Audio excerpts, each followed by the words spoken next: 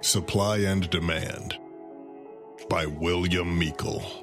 The man who walked into my office was old school through and through. A squad of little old ladies on Harris had toiled for years to make his suit.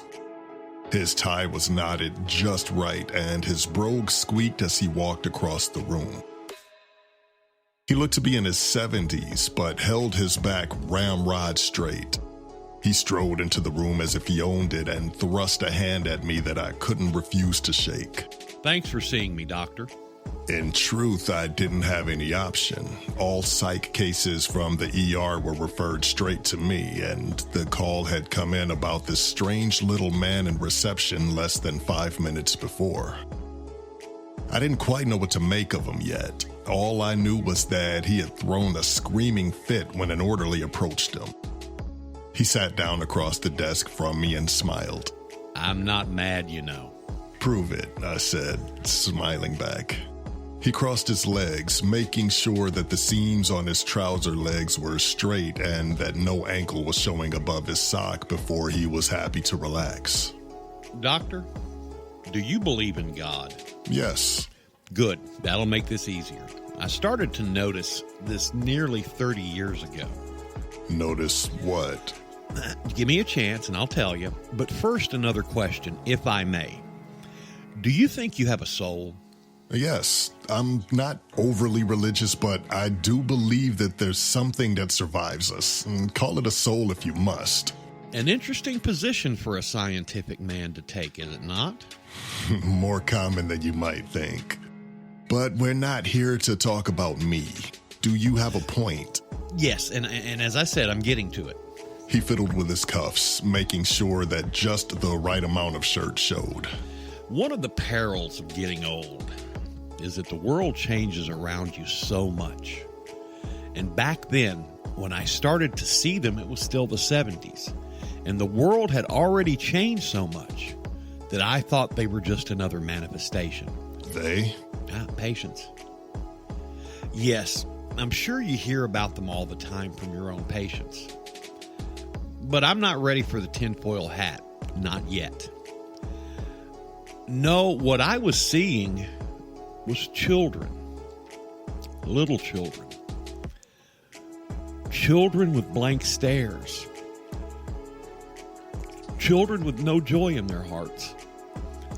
Children without souls. And doctor, they were everywhere. He stopped, sudden tears running down his cheeks. It's not uncommon. As we get older, we get disassociated from the consensus reality and... Listen, doctor, I'm old. I'm not stupid. For 30 years, I've watched them. And now they're in positions of power. Policemen, doctors, lawyers, and soon they're going to be politicians. And where will we be then? I don't quite understand what you're trying to tell me. The soulless, doctor. They're walking the earth in the millions. And their numbers are growing. His tears coursed freely now. And he started to get agitated. My hand crept closer to my panic button, but I didn't hit it. As far as I can work it out, there are two reasons. One of them gives me slight hope for my own future, but neither is good news. Either God has given up on us completely, in which case it's all over but the shout. Or there's only a finite number of souls available at any one time, and we're growing too fast for God to keep up. Don't you think that God, being God, would have factored that in? I don't know. Maybe he did. Maybe he never meant for us to get so far ahead of ourselves. And here's what really worries me, doctor. Maybe what I'm seeing is his way of telling us that our time is up.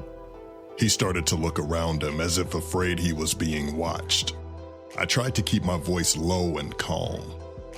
And why do you think only you are seeing whatever it is that you're seeing? He was quiet for a long time before answering. I think everybody sees them. It's just they choose not to notice. Look around you. Violence is escalating everywhere. People get killed for little more than the coin in their pocket. Babies become addicted to drugs before they're born. The world is going to hell in a handbasket. Our moral compass is broken and we know it. We just choose to look the other way while the numbers of the soulless grow and we sink ever closer to the end. And doctor, there's nothing I can do about it. When the orderly came in, the old man took one look at him and screamed even louder. Oh my God, look, he's one of them. Eventually, it took 3 orderlies and a dose of Thorazine to quiet the old man. He had one last look at me as he was carried out. Just look, doctor. Please look. I watched the orderlies carry him off down the corridor.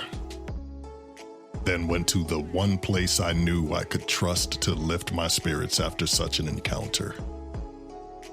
The maternity ward was, as usual, full of hustle and bustle.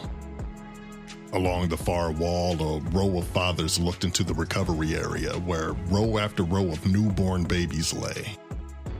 Just looking at them always calmed me, reassured me that despite all the sad despair I saw every day, there was some hope in new life.